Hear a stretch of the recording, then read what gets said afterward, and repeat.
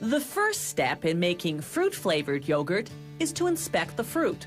Workers discard any skin or pits that slip through and any pieces that are discolored or bruised. The fruit doesn't go into the yogurt as is. First, they turn it into jam.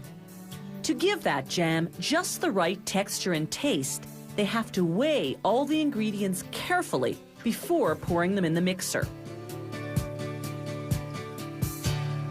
The first ingredient is water, followed by artificial and natural flavoring, and stabilizers to give the jam an even consistency.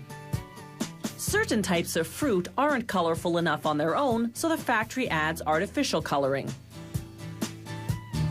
Next come two types of sugar, fructose and sucrose. The mixer heats everything to 60 degrees Celsius to help dissolve the dry ingredients. The machine pumps out and refeeds the mixture so that it blends evenly. Then more coloring, followed by the fruit, followed by another hour or so of heating and mixing.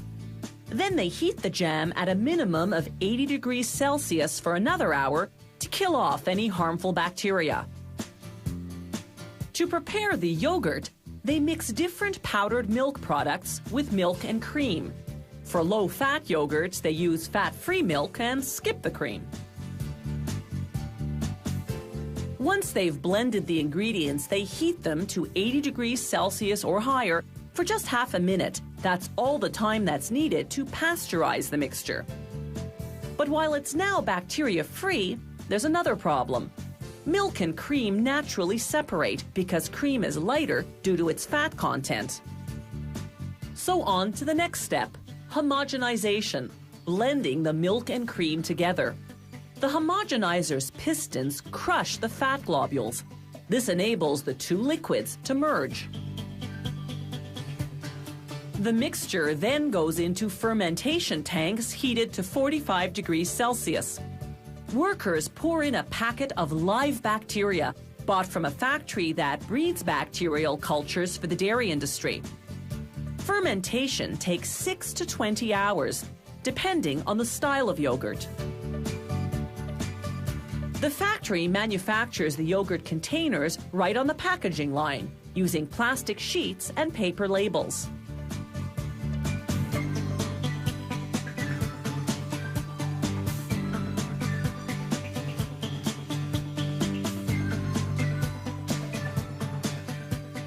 The machine heats the plastic and molds it into containers.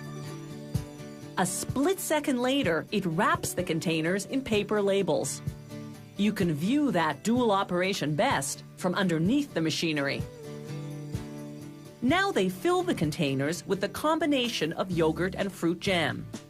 To protect the yogurt from contamination, the air in this part of the machine is strictly controlled and filtered.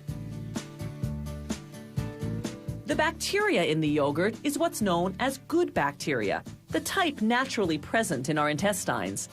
They produce a compound called acetaldehyde. That's what gives yogurt its distinctive flavor. Those red dots are electronic sensors that verify the fill level. The container covers are made of thin but strong aluminum. First, the sheet of covers passes upside down over a printer, which stamps on the expiry date. Unopened, this yogurt will stay fresh for more than 40 days. Then the sheet of covers turns right side up to be heat sealed onto the containers. Finally, the machine automatically divides the containers according to whatever pack format the factory's producing. The first step in making fruit-flavored yogurt is to inspect the fruit. Workers discard any skin or pits that slip through and any pieces that are discolored or bruised. The fruit doesn't go into the yogurt as is. First, they turn it into jam. To give that jam just the right texture and taste,